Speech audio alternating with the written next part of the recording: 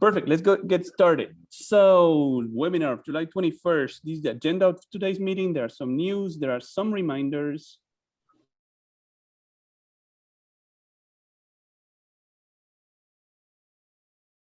Manuel, I'm sorry, you are muted. Yeah, Christina muted everybody, literally.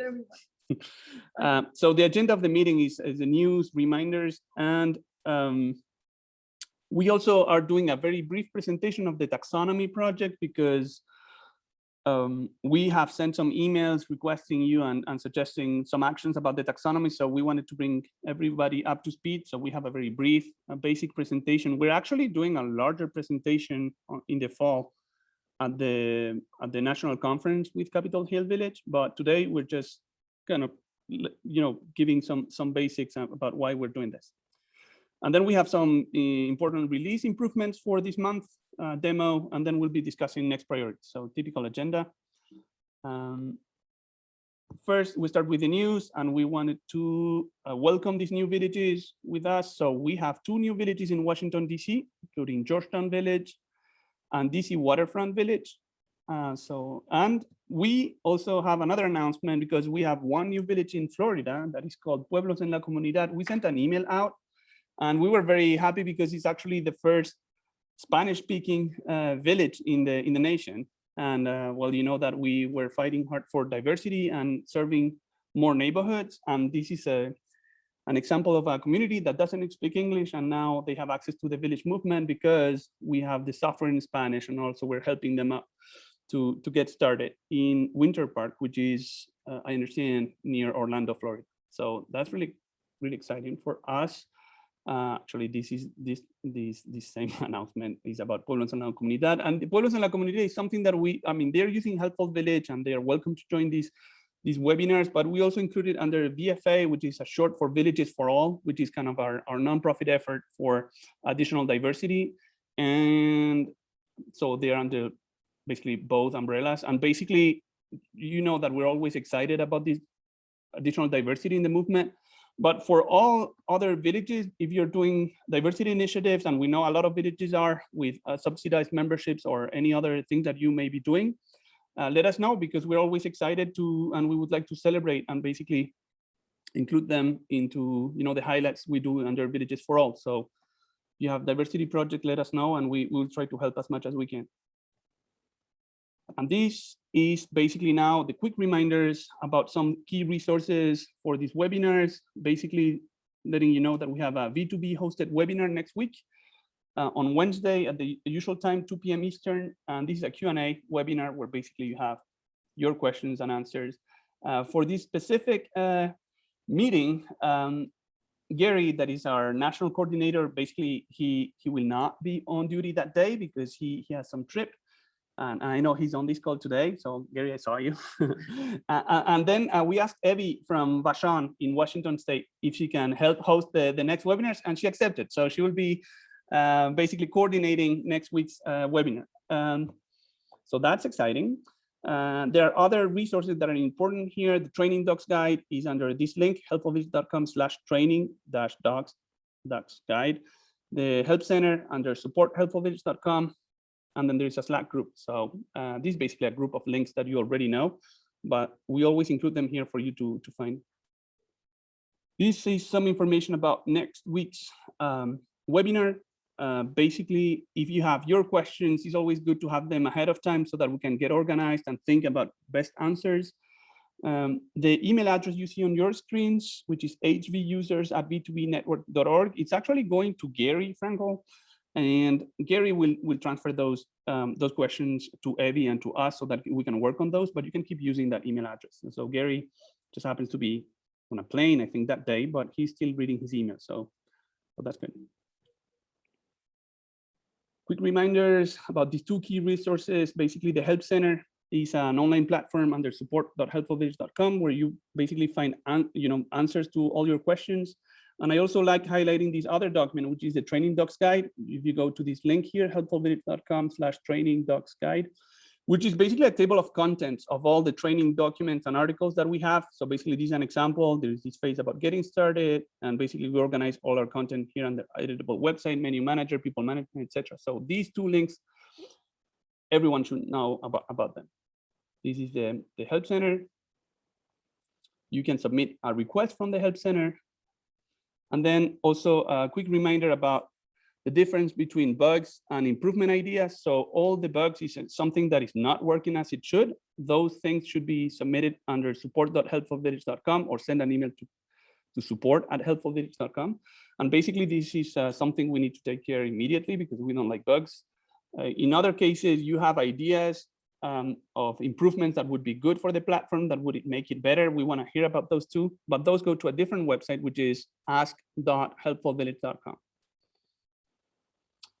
Okay, this is about the news this month. So I'm glad to let you know that Christina has been producing a number of Help Center articles up to the number of 27, which are listed here. So if you were wondering about any of these questions, Christina wrote articles that are answering all these questions and are already available on the Help Center. So what is a new members report? What is a renewing members report? What are the difference between these reports that have these different names? So all those are new training articles. The list continues here from 11 to 20, and there is 7 more. What is an upcoming events doc? So basically a lot of the reports that exist. So basically Christina has been producing some content to explain what can you find in those reports. Okay, here's where we go to the Taxonomy Project presentation. So Taxonomy Project, first, taxonomy is kind of a scary word, but it's actually pretty simple. It's a classification of services. So we're gonna explain this more in the next slide. So first, what is a taxonomy? And maybe this is not an official definition, but it's our definition. It's basically a system built to better describe and demonstrate the village impact. So what happened, and I have explained this in words before, but we thought a presentation was good, is that each village, when they install Helpful Village, they have a possibility to define and describe their unique activities. So each village can call their services, let's say, rides, and a different one can use transportation, another one can call it driving. So you can call your volunteer activities any way you want. And we like that because we like the customization aspect so that you can call it with the words that work best for your user. And now, but the challenge with that is that if each village is calling things differently, then we cannot have a national analysis or look about what are the activities at the national level. So we needed to come up with this taxonomy, which actually is kind of some sort of dictionary where basically we're translating the local definition of services into a national definition of services. What's interesting here is that the Taxonomy Project will not change the name of your activity. You can still keep the names that you're using now. If you like transportation, you can still call it transportation. If you like rides, you can call it rides. So there is no risk of change to your members and volunteers, but we will add another code next to it that will allow us to have this universal definition nationwide. I'm going to explain that in the next slide. So we're doing this for the services, so the volunteer activities, as I explained before. So for example, rides and transportation. We're also doing that for events. So when you have your events, they're under some event categories that you can customize, and it's pretty much the same thing. So you can have educational events, you can have, kind of exercise events or any classification of events that you can have. Same thing, you can call them any way you want, but if we want to have a national idea of what are the event categories that we're using, we're using this taxonomy code. So this is an example of the taxonomy code. So basically there are 4 columns and this is what we're using inside. So basically the local village can call it, let's say, computer wizard or drive and friendly visit. So you keep those names. But basically what we're working on this universal definition is, would there be a kind of a classification or a name that would work for other, for example, in this case, tech support and electronics, etc. So each one of your services will have 2 definitions, your local definition, which is the name that you decided to give it, and also basically a national definition, which is kind of some other classification that your members will not see, your volunteers will not see. So this is only for national reporting. There are some aggregation layers, which is kind of a super category of services. And then basically for us, from the computer side of things, we will get a taxonomy code, But this is pretty much like librarians do, right? When they get all these books, they're classifying their books, and each book has a name, but basically they're also giving them a code so that basically we can have a quicker way to search it and basically produce reports. So this is just to share information with you. You don't need to worry about any of this because we're taking care of the background layer. But I want to share more information with you about why are we, basically bugging you with this. And the goal is to better quantify the large scale impact that villages have. So, when all villages are doing a great job, and then you may have, I don't know, 200 members, and maybe we're doing 250 services. And that's good. But if we want to talk to people on a national level, maybe the federal government or maybe the state government, adding up numbers helps the conversation, right? If we can go to them and say, hey, villages across the nation are serving 50,000 people. So maybe, you should care a little bit about all the work that is being done here. So that is possible only if we have a taxonomy and we kind of understand, adding up numbers, what is the impact of all villages. So this is a way to describe villages action. And I don't know if everyone has heard this sentence, but it's kind of a dreadful sentence in the village movement that says, if you've seen one village, you've seen one village, which is kind of a difficult sentence. I'm not going to spend too much time. In a way, it's a good thing because villages are tailored to serve the local community. So they are very good at adapting to the local needs. And it's true that they can operate differently. There are a lot of transportation services out there. They can say, well, we don't want to do that. We want to focus on events or other things.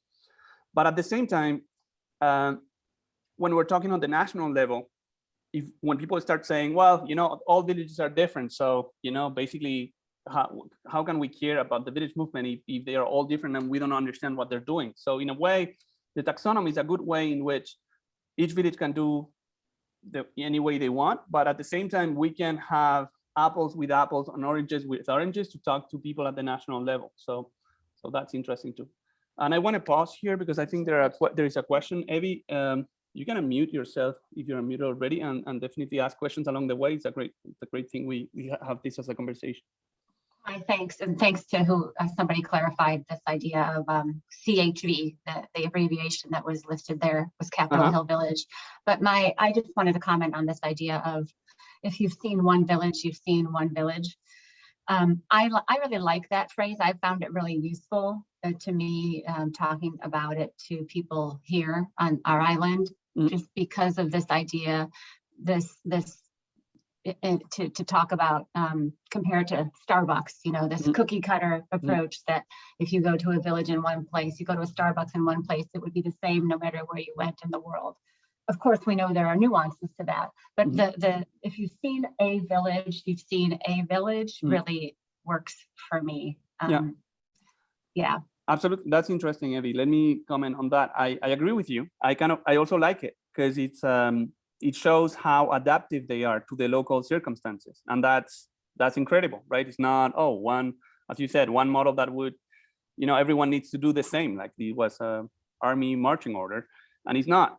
So, but at the same time, it's a double-edged sword, right? We have had a meeting, basically with some people at the national level, right? Thinking, well, maybe, and you have seen we're not gonna talk too much politics, but basically the federal government now is looking at this infrastructure project and putting more money into essentially care, and in particular home care and basically aging in place. Some of that money should go to villages for sure, right?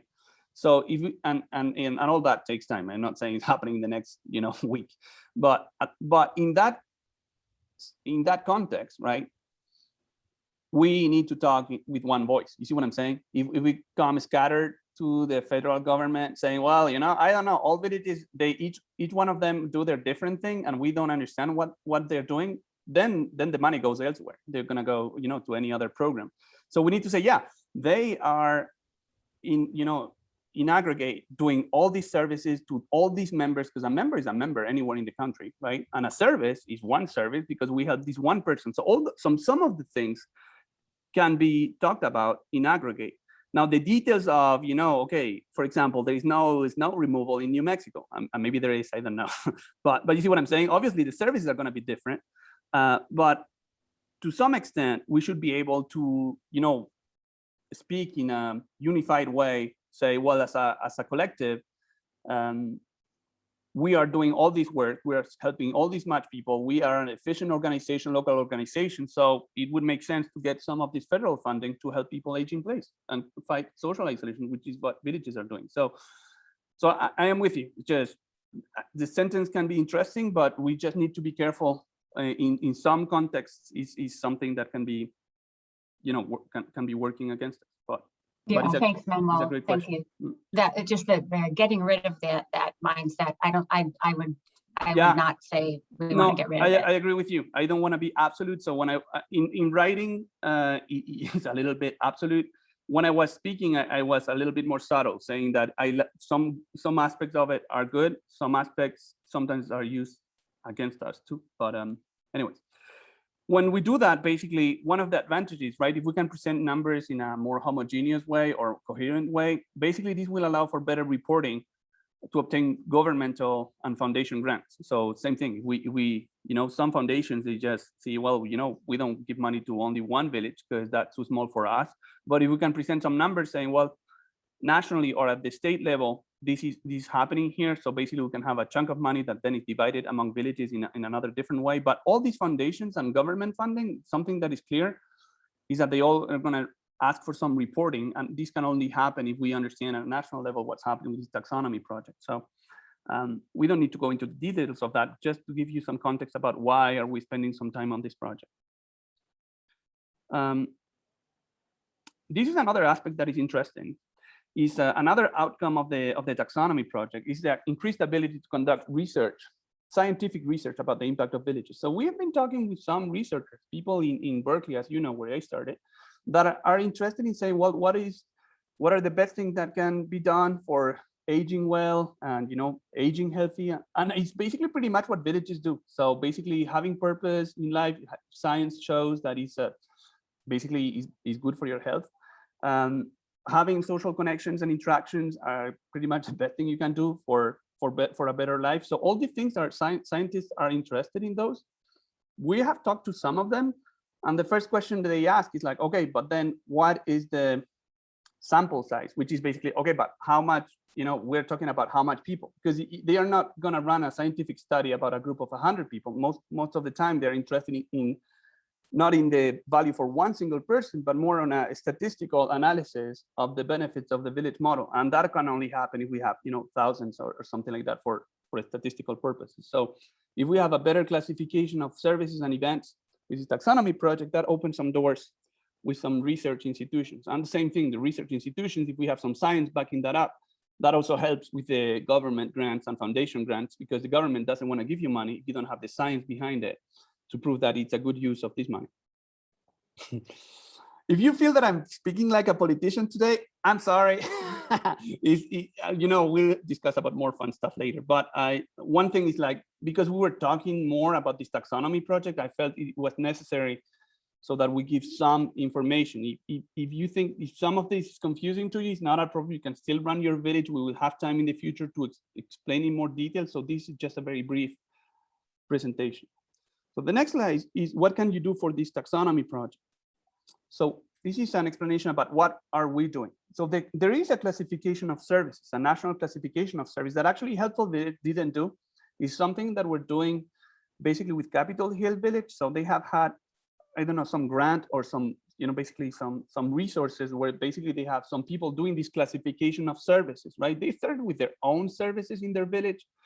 After that, we did kind of ask to the group of villages in Washington, D.C. We're now helping 11 of the District of Columbia villages. And basically the government of the District of Columbia is supporting the villages and interested in this data already, right? So what we're talking about at federal level is already happening at the district level. And basically they did the same. We did the same with them. It's like we asked our villages that are using Helpful Village in DC if they would be okay sharing the name of their services and their event categories. They said yes. And then basically that allowed to Capitol Hill Village to basically improve the classification with some services they didn't have. And now we have expanded it basically to all villages, that are with Helpful Village. So basically Christina has been sending all these emails out so that if you're all okay, basically we can have all the different services that villages do. And basically every time we receive a new authorization, we send it to Capitol Hill, and then basically, if they need to add snow removal, or if they need, any other specific service that they didn't have, they can add it and perfect it. So the classification of service is something that evolves over time with additional info that we are receiving from. So we don't need you actually to send us the services, because obviously we have them in the database. So the only thing that we're asking for is basically for an authorization, because you're entering that data. So we're asking you if you're okay if we share it. So if you're okay with that, basically all we ask you to do is send an email to Christina saying, yeah, I understand what this is. I'm okay with this. I understand that we're not sharing any information about a member or a person, but it's just the name of the services or the event categories. So if it's just about giving the authorization, that helps the project already. Once you authorize, basically we send them out, those get classified. There is a code that is being produced. It's not even our code at Helpful Village, but basically this kind of librarian code that I showed before. And then we will enter them into the system. So you don't even need to worry about those codes. I was just explaining to let you know how it works, but it's nothing that you need to do on your side.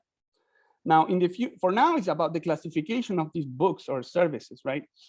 In the future, that hasn't happened yet, but we are working first on classifying. And then in the future, it may become interesting to ask you the authorization to share the data about the number of services. So basically we wanted to know, okay, across the nation, how many of the services are about transportation, or how many are about, gardening or something like that. So adding those numbers, always de-identified. So we're not going to ask you to share the the name or the phone number or the address of a person, just, the numbers so that we can add up those numbers. But that hasn't happened yet, just showing you a little bit what's going to happen down the road.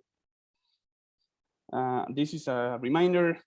If you understand, also, if you have questions about taxonomy, you think this is not clear, we are recording the webinar today, so you can watch it later. But if something is not clear, we are happy to explain this again. And, only authorize or send your authorization when you feel confident you understand what you're doing, and it's when you're good with it. And that's it. So basically, that's all for the taxonomy project. I will pause here actually for a couple of minutes. So if anyone wants to come in, have a question, I understand it's kind of a technical word, and there is a lot of explanation about process. So if anyone wants to come in, if you have a question, I'm sure other people in the room will have questions. So please feel free to unmute yourself and then, ask the question now.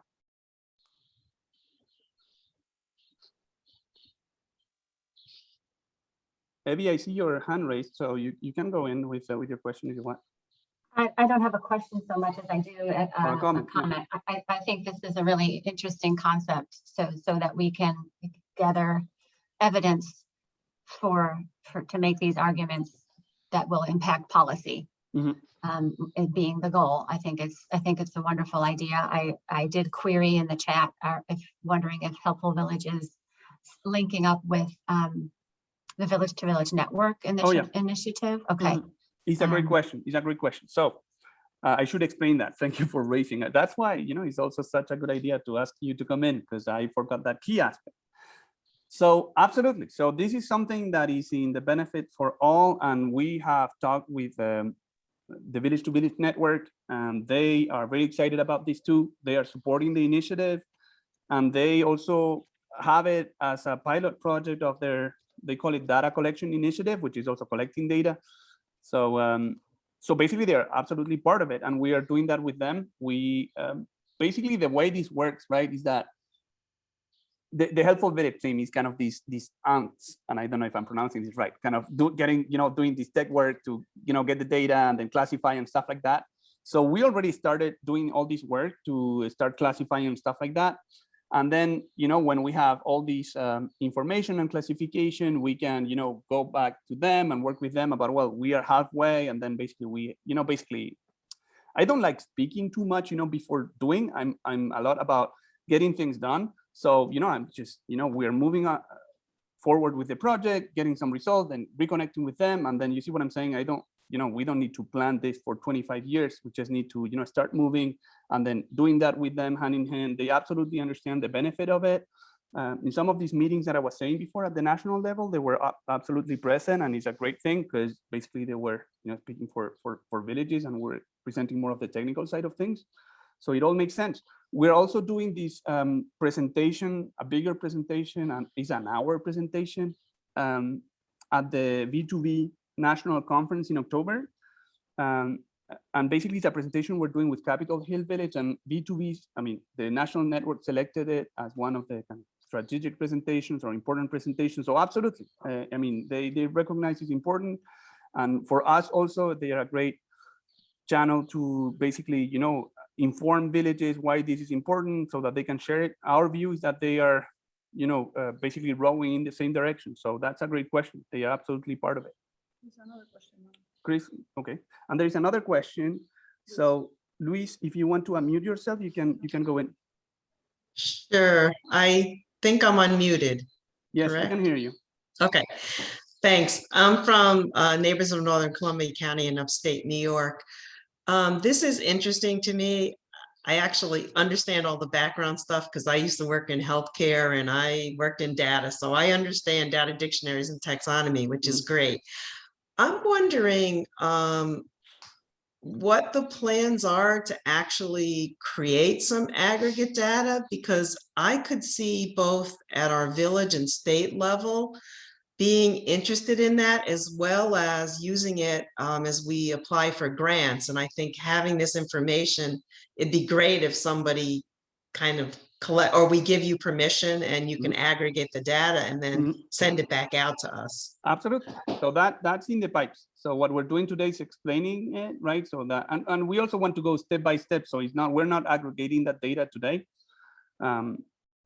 because we go step by step, but we started coding already so that we can aggregate this data basically locally. So there are some areas of the country that have either shown more interest or, you know, a little bit working on that. One is the District of Columbia, where basically, you know, these 11 villages are with Helpful Village already, and they have allocated some resources, right, for this data collection and taxonomy. So they are also helping with that. And so basically we're already trying to see with them about the aggregation at the local level for the district, right, or the city of Columbus. So there will be, you know, these aggregations that don't only need to be national, can be local or by state, etc. So the thing is, like, you need to see that this is a mutual beneficial project. What I mean is that if you come to us saying, well, we have this presentation for the state of Massachusetts, for example, because we have this chance with the governor, etc.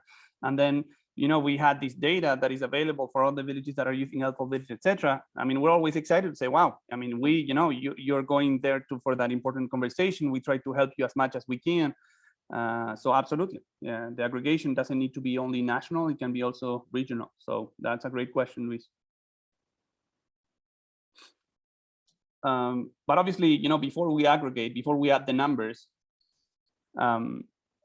you know, we are doing this classification of services. So there are just these different steps. Kind of, if we, you know, basically want to add up the apples, first we're doing the classification of the fruits, putting the, you know, what is an apple, what is an orange, what is something, and then we'll add up the numbers once we have this classification done. So, Luis, your background in the healthcare industry took you one step ahead of where the project is, but we're definitely going that direction, and that's part of the plan. Great question. If we have other questions, this is super fun. So don't hesitate to ask other questions if anyone wants to come in. Yeah, I said that before, but I like repeating it, and I think it was in the chat also. It just we wanted to reiterate and make very clear that we are big defenders of the privacy of the members and the volunteers. So we definitely don't want to be sharing at any other state or out of your village level information about any person. So, you know, we are not interested in the names, the emails, the phone numbers, or, you know, what the service that each member takes. So we're only interested in the aggregate numbers. So the addition of this basically statistical representation of a multitude of villages. Good question. Okay, and then if there are no other questions today, there will be other chances. As I was saying before, it's an important strategic project of this taxonomy project, but it's also something that is, you know, will take some time. So you will hear more about it in you know, other, you know, coming webinars and presentations, and in this presentation with the Village to Village Network in October at the conference for sure. Okay, let's move on because we have some fun stuff coming up.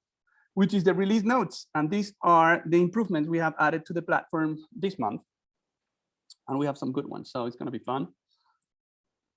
First one is a comment on the personal profile. So remember, when you search a person and you have all these tabs about general information, address, membership, etc. One of the tabs is actually notes, which is also a history log. It's a possibility to enter text notes, where basically you're free text, so you can explain anything. For example, if you're taking a note because you have this person on the phone, you can write those notes.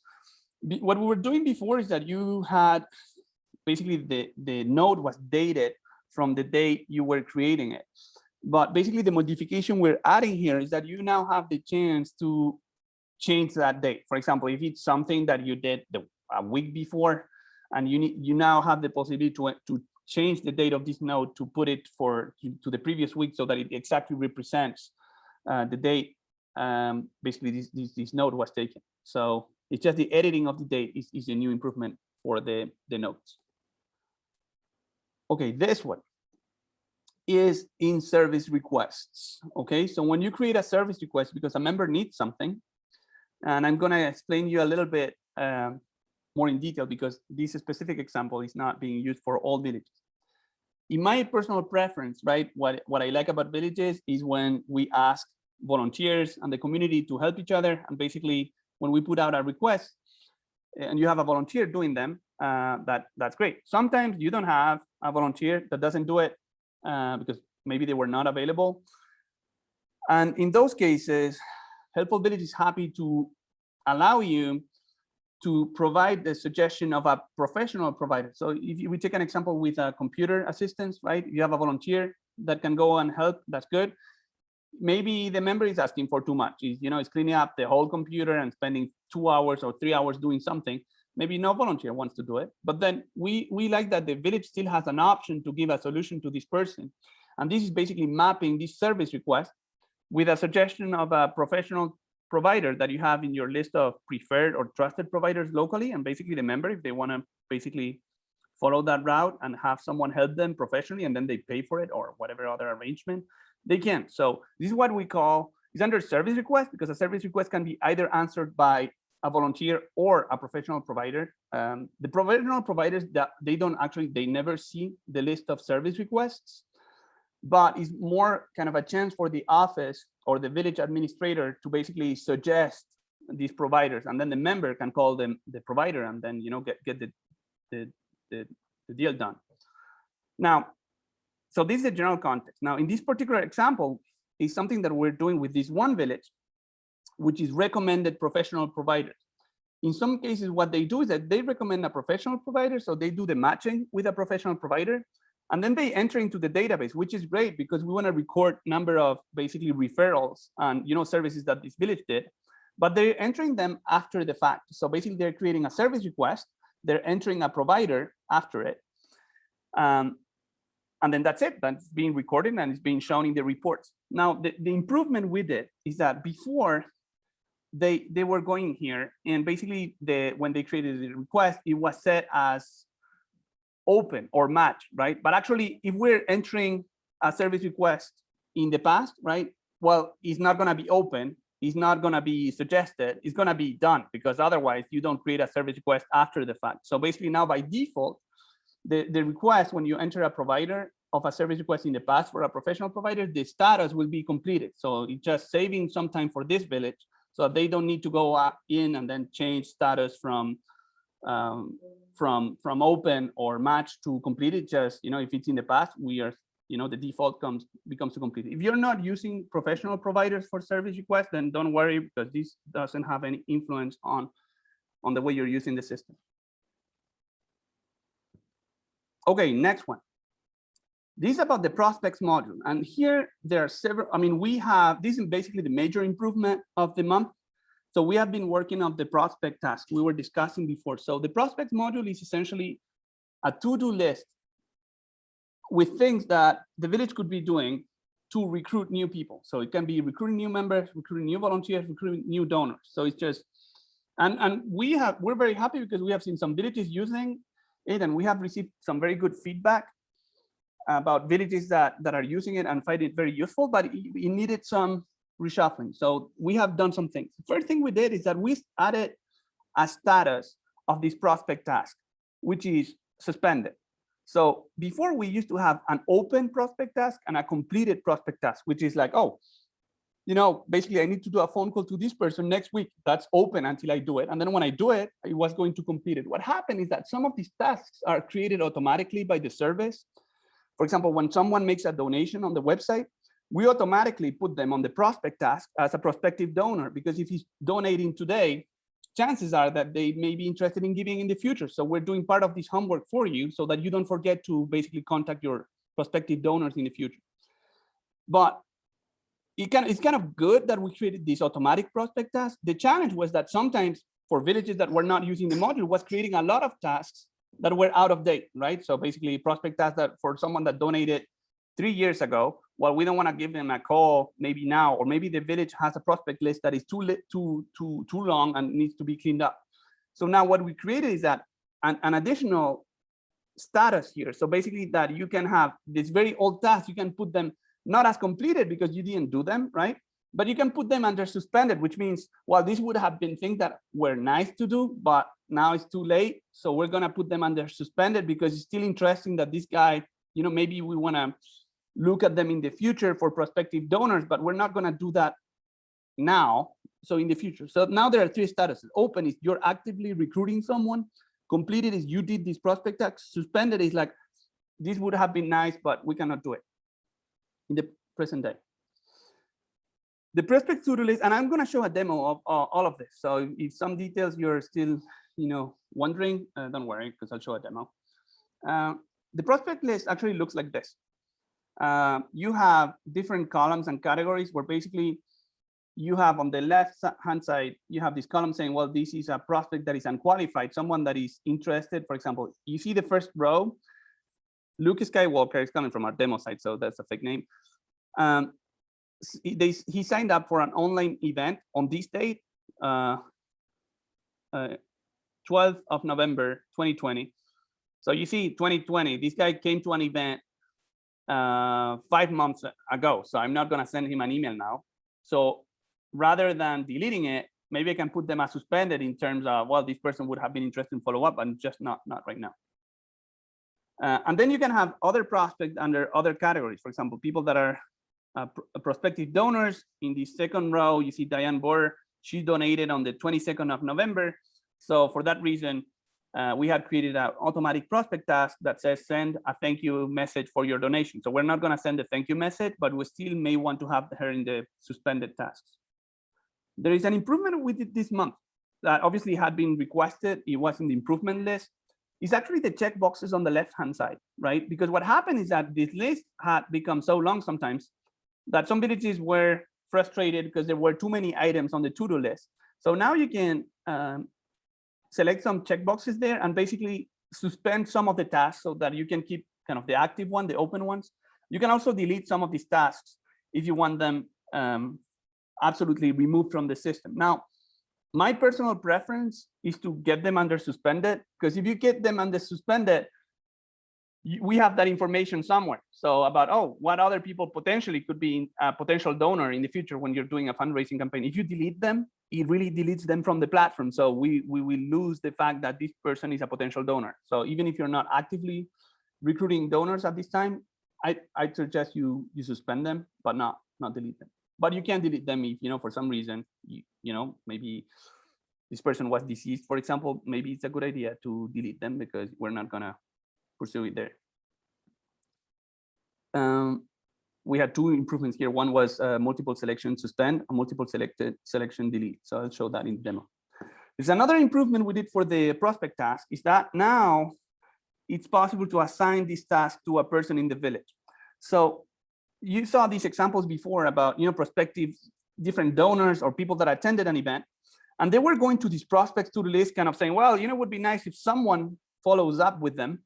But now we added the possibility for you to say, what is the specific person in the village that's going to follow up with them? So say, for example, well, maybe is Stephanie, or maybe is Natalie that is following up with a specific person. That also allows maybe a person that is better suited for that follow-up. For example, maybe someone that knows them, right? Would be a great idea to say, okay, you know, he's your neighbor, so I'm gonna assign this task to you. The other thing that I like, well, first, when there is a to-do list, I always like, for project management purposes, to have someone that is assigned to it, because better chance to get it done. And also, you know, it's easier for us. We're not doing that yet, but possibly in the future have some sort of reminder so that we can help you basically activate your people in charge of these tasks. So the assignment of a person, I'm going to show in the demo later today too. Okay, now we're getting out of prospects module and we're going to the events module. So this is the typical event description page where you have the date, the who can attend, the price. The new thing is what you see in the red square. So we have the possibility to add to the calendar. And now we have a new link which allows people to add it to their Google Calendar. So basically the option we had before is that it allowed you to put the event on your calendar, on your device calendar, right? So I have a Mac, so my default device calendar is the iCalendar. But actually where I have all my events is actually on Google, but it's a website, right? So it was coming to my device, but I wanted to put on basically on my Google Calendar, there is a web page. So you can now choose what option you want, the device calendar, or if you're using Google Calendar, you can add it to your Google Calendar. So more options there. We're still on events. This is a different improvement. So we had this reminder email. When you go to the participants list, you have the possibility to send a reminder the day before. Maybe you have a big event. I know Avenida has had a big event with about 150 people. And they chose to send this kind of a reminder email saying, well, you know, this event is happening tomorrow. It sends also the Zoom link if you're using the Zoom module so that everyone is ready to join the meeting. That existed already before. The improvement here is that now we're just adding the word cancelled if the event is canceled. In some cases, you may want to, you know, let the participants know. It's not a reminder for them to attend, but maybe telling them that the event was canceled. So this is basically, there is a is canceled checkbox on that event.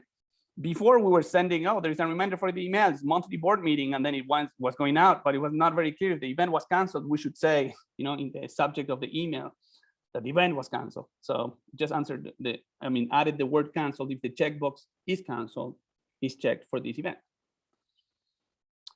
Okay, we're getting out of events and we're going into reports. We added a new reports. We have the vetting steps. So as a reminder, vetting steps is when you have a new member, a new volunteer. Many villages have these requirements for people to go in. You know, sometimes for events, kind of the background checks, Corey checks, and other type of checks. For members also, you may have different steps. So it was possible to enter on the platform the different vetting steps for your volunteers, but we didn't have a report, a kind of spreadsheet file report, and now we added this spreadsheet file with all the vetting steps that are recorded in the system. So it's a new report of something that already existed on the platform. This is another feature that was funny. Is kind of when you go to it's actually in settings. It's actually, you can customize your membership types, right? You can have individual memberships, household memberships, VIP memberships. You can call them any way you want. You can give different fees. We added now this functionality where basically you can click on a button, and maybe I can show this too. And basically it's going to tell you who is on that specific village membership.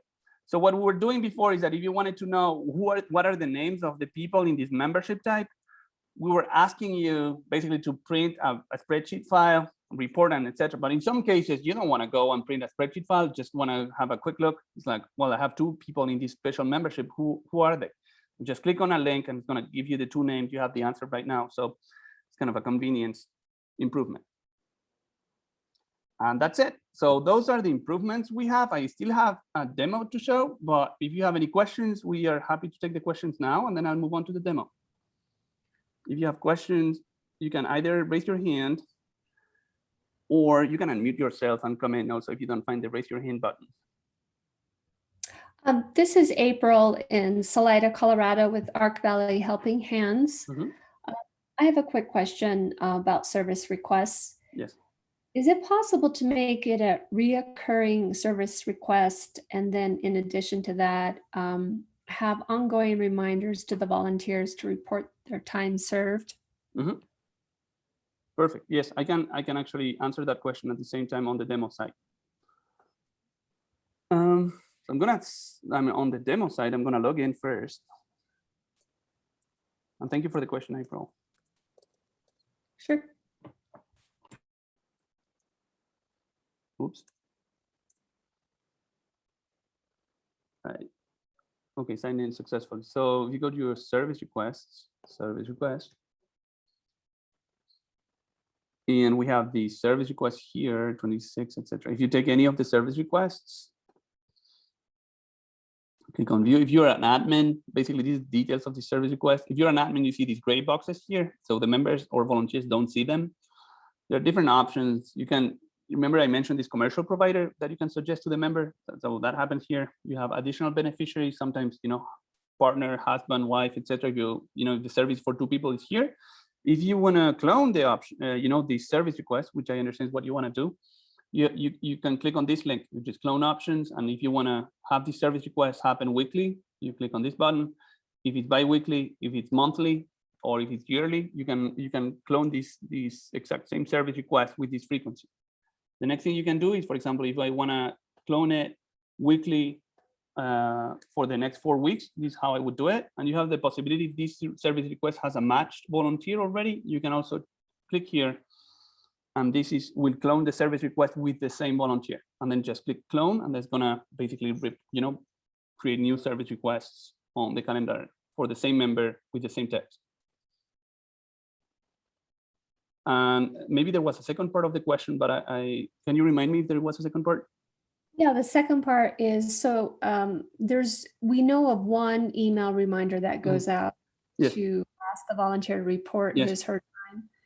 Is it possible for that reminder to go out on a regular basis for this recurring request? Yes, so absolutely, good question. So you can choose, it's actually a setting, right? If you want to send this automatic email for service evaluations, by default it's activated for volunteers.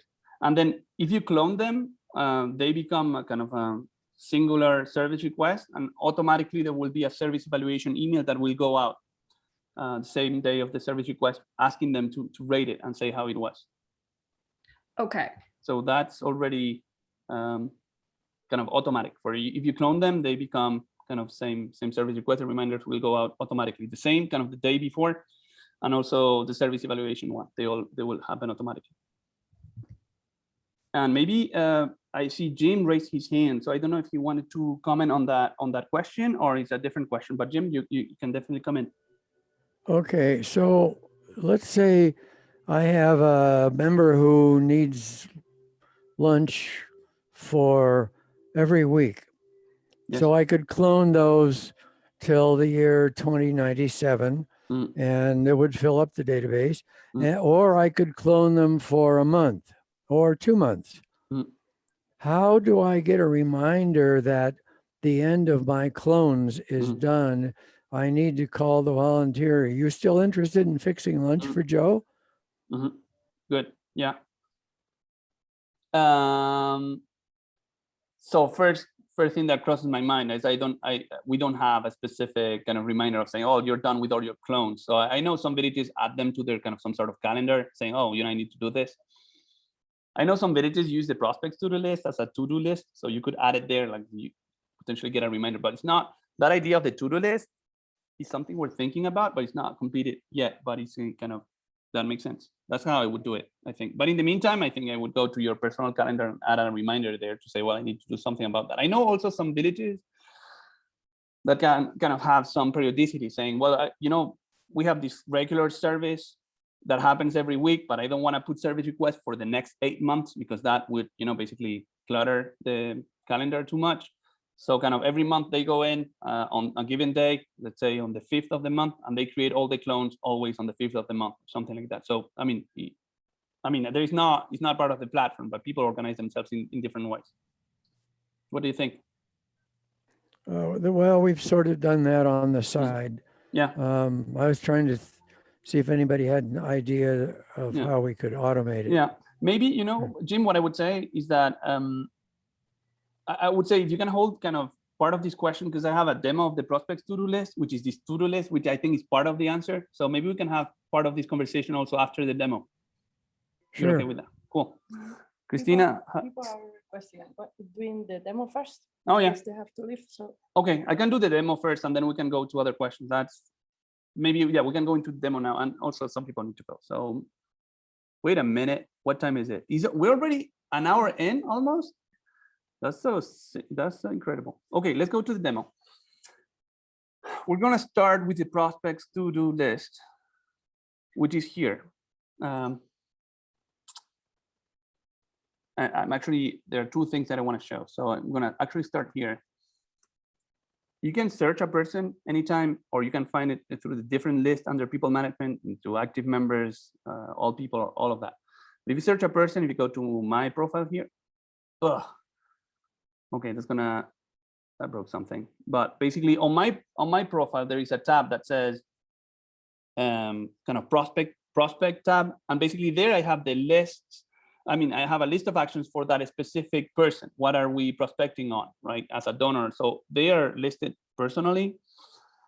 But other than personally, you can also go here into this prospects to the list. And if you go to the prospect to-do list, as I was saying before, it's a to-do list. It's called a prospect to-do list because in my view, one of the tasks that are easy to forget when you're a village to do the day-to-day operation, forget to go basically help other people in the community that are not, that we should getting out and helping them. So now this list, you can sort it. There are different categories here. So basically these are the people that are new member prospects, people that are interested in becoming members. So you can filter this list. And these are all these different prospects that are interested in becoming a member. You can also filter this other list for people that are interested in becoming donors.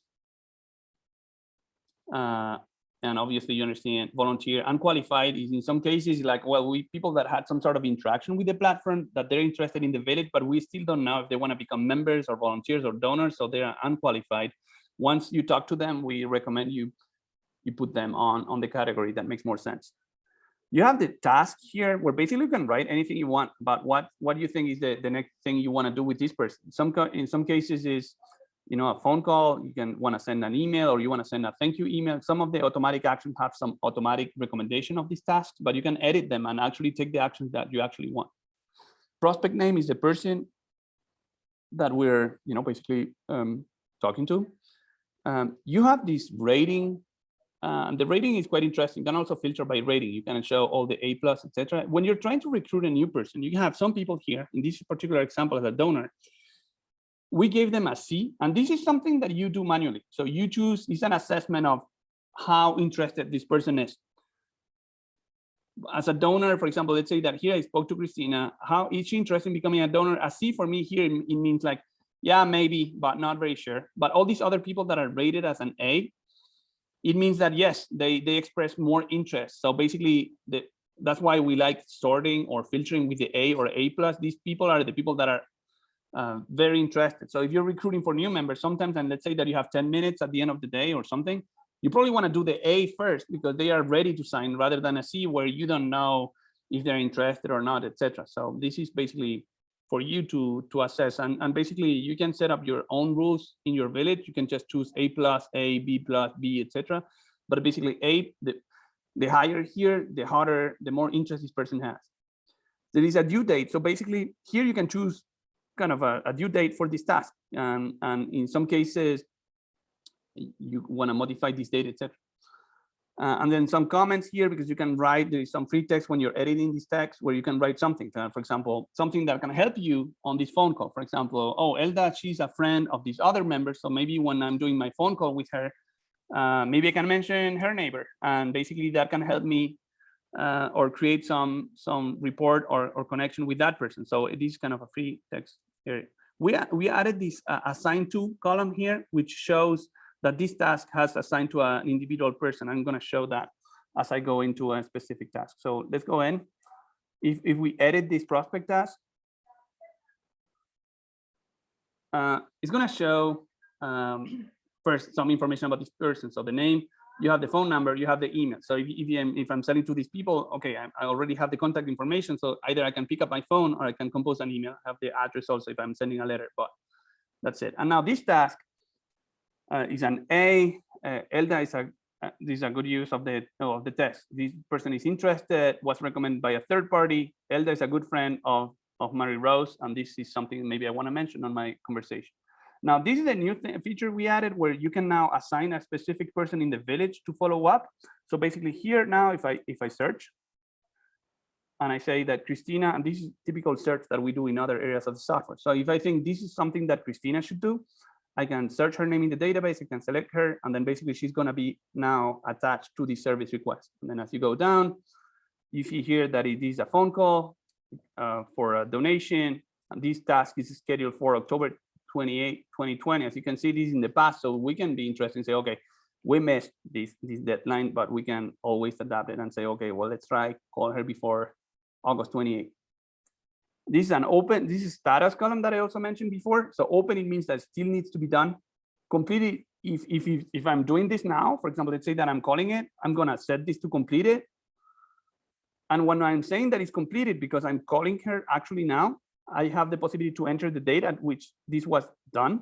I also have the possibility to say how much time did I spend. So if I spend 20 minutes on the phone, basically I say I spent 20 minutes doing this, and this will be counted in the number of hours that, you know, basically this volunteer has done for the village. This is another area where you can have some notes, and basically, you know, basically if you had the phone conversation, say, well, this person mentioned that the aspect of the village she likes the most is the events. Well, then we want to capture all that information in comments. So for the next phone call, because the other thing that can happen is, okay, this person, she liked our conversation. After 20 minutes, she's almost ready, but she wants an extra week. She, you know, I'm going to schedule another call. So if I save this, it's going to set it as completed, and then I can set up another prospect task 2 weeks from now or the next week, whenever we want to basically call the person. And that's it. So basically, that's the prospect task. It's like, who's doing it? How interested is this person? Some comments here. How did she get in contact with the village? Because, you know, a third party recommended, or maybe she came through the website or any other search. What do we need to do for what date? What is the status of this task? How much time did I spend? And then just save it. And that takes care of it. Now I'm going to come back to the list because that is done. When you come back to the list, I wanted to show you another thing. What happened to us, and this is talking to somebody. I remember talking with Joanne in Bellevue, Washington, and other people also. And something like this happened, where basically like, oh, you know, I love this prospect to-do list. It's something that is very useful, but it's always a little bit challenging because it's showing these old tasks from 2020. And I want to do the task of the people that are contacting us this month. So now what we did is that we added this possibility here to have these multiple selections. So if you click on this link, it's going to show these checkboxes here. So now I can take all these 2020 requests. That would be nice. And these are people that are interested in donating, and maybe they will be interested in donating in the future, and this will be attached to their profile, etc. And we can find this information. But I want to remove them from my active tasks. So if I keep scrolling down, I can click on this button, and all those that are checked are gonna now be shown under suspended tasks. So you see that removed the 2020s from here. Actually, I didn't do all of them. So let me do 2 more. No, there's one more, this 2021, and then suspend it. And that's it. So now we started cleaning up this list, right? So we have the active prospect to-do list. All these are open. And so these are stuff to do because we decided that the 2021 tasks, we still want to do them. And the suspended ones are not lost there and forever, but actually are visible here on other lists. So we have, this is a list of open prospect tasks. There is a list of completed tasks of things that we have done. And there is a list of suspended tasks. So if I click on this list of suspended tasks, we find them here. So all the 2020s that we just moved here from a list is just in a separate list. So we can still do them, right? But they are not in this absolutely, you know, need to be done open tasks list. Okay, so that is one of the improvements. That's kind of the big thing of the month is the prospects to-do list. I wanted to show you another one that I know is quick. Is here under the settings area. If you go, there are different tabs. One of the tabs is the membership area. And in the membership area, you have different settings about the directory and another thing, the renewal email, the renew notice goes 1 month ahead of expiration date. There's one button here that allows you, the grace period is very important setting also, which allows you to, when someone has reached the expiration date, they're still active member for 30 days. You can choose how many days here. And this button here is showing the membership types. And these membership types, as you probably know, can be configured. So say we set up a 6-month membership type, a household membership type. It could be an individual membership type, etc. And then you can edit all these settings. You click on edit. You probably know these screens. These screens have not changed. It's the name of the membership type. How many members can there be? An individual is 1, household is 2. Some people can set up to 3 people in the same membership type for how many months? Is it tax deductible? Is full membership or social membership? And then are we allowing one-time payment or monthly payment? So all that didn't change. What changed here is that now these numbers here are showing how many active members are there in any of these membership types, right? And basically, some villages were requesting us, like here is like, oh, there are 2 people in this 6-month membership, but who are they? So now this is a clickable number. So if you click on it, it's gonna open up, and actually it's gonna show the list of people here that is in this membership type. Actually, it's showing a 2 because there are 2 active members. So here's 2D here, and then we have Martial, and all these other people were on this membership type, but were not active. And that's it. That's improvements I wanted to show today, and we are past the time, so I will not go around too much in that. I know I have one more slide to show, and then we can go into questions. Let's go here, present. Go into the slides again, because I wanted to let you know about the next improvement. So those are the improvements that we did this month. The improvements are not available on your website yet, but they will be available this weekend. Now, what we're showing on the screen is the slides we'll be working on the next month. So we're adding new options for the member application form. It's actually new questions you can ask. I know some of the questions are home ownership, or another one is kind of skills that people have if they want to submit it on their application form. So we're adding more questions that you can, and you will be able to customize your application form. So you want to keep it the way it is, it doesn't change anything. We showed today the report for vetting steps, and you can vet different things. You can vet volunteers. You can also vet your professional providers, kind of plumbers and lawyers and stuff like that, if you want to check their business licenses and stuff. But we didn't have vetting steps for members for some reason, and basically we're going to add the vetting steps for members. So if you have a process to vet your members, it's going to be added on the member tab. The next improvement is that we have the safe service clearance in the volunteer report. So for people that don't know, this feature is a possibility where you can, for each volunteer, say if this person has safe service clearance, which in many cases is kind of about the vaccination. So somebody to say, well, the safe service clearance for in-person services is that you need to have your vaccination. If that's the case, you can use it that way. It is already working in the platform. The only thing that we'll do the next month is include it in the volunteers report in the spreadsheet file. So it's working, but it was missing in the spreadsheet file. We'll add it there. We have a bulk delete of past emails and filters. So that's for the email messenger. So we showed today this bulk delete for the prospect task. So we have these checkboxes. You can select multiple service prospect tasks and delete them at once. So we're going to do the same thing for email messenger, where in many cases you have a long list of emails, and that will allow you to clean up the list. The next improvement we'll be working on this next month is newsletters in HTML format. So what you do today is that you have your newsletters, you're publishing them in PDF, and you can add them to the website. What we want to do is that you can still do that in PDF if you want, but we want to give villages the option to upload the newsletter in HTML format also.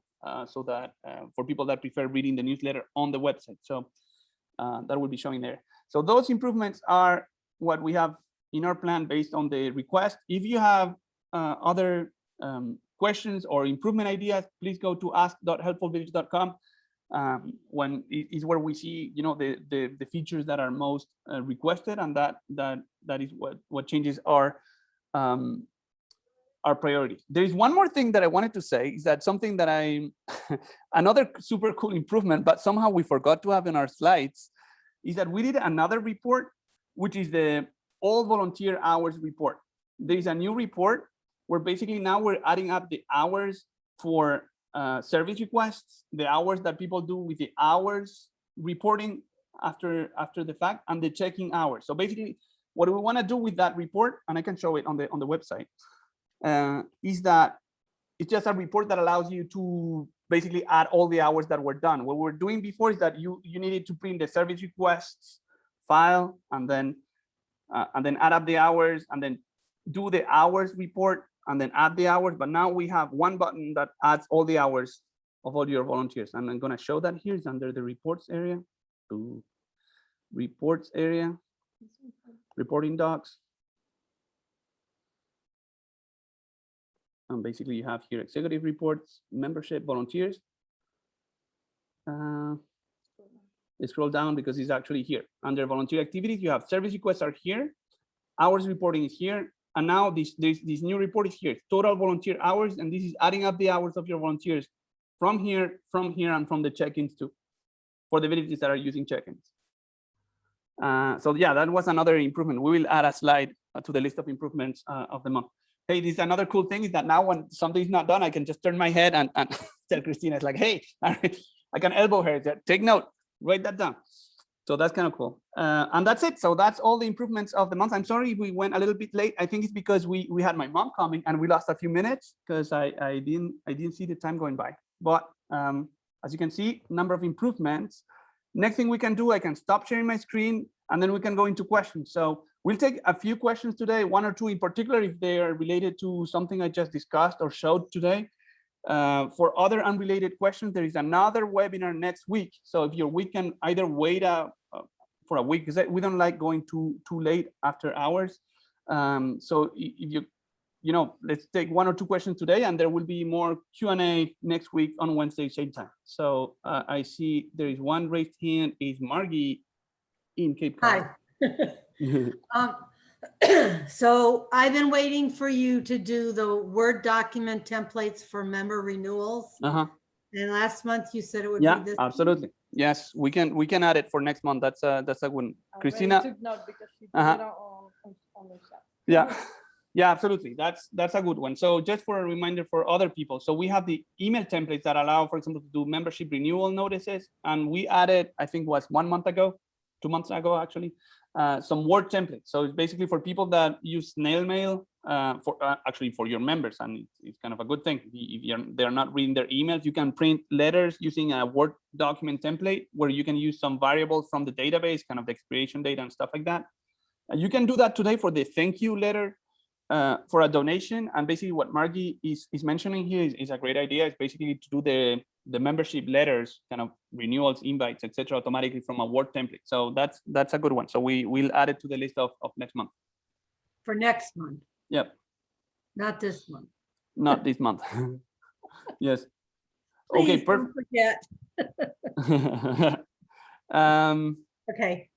Perfect. Okay, and then that's basically the list of improvements for today. The last thing I would say is that we would be happy to see you all next week. If you have your questions, if you can email them to hvusers@b2bnetwork.org. We'll go to Gary. Gary and Evie will be hosting next week, and basically we can meet. For people also, don't forget to register on the B2B network. It's on the calendar of the B2B, and basically they're sending the link. There's a different Zoom link for next week's meeting, but you all know this, so it's all good. Okay, perfect. So it was great seeing you, and then we'll be in touch and see you next week. Bye everybody. Bye.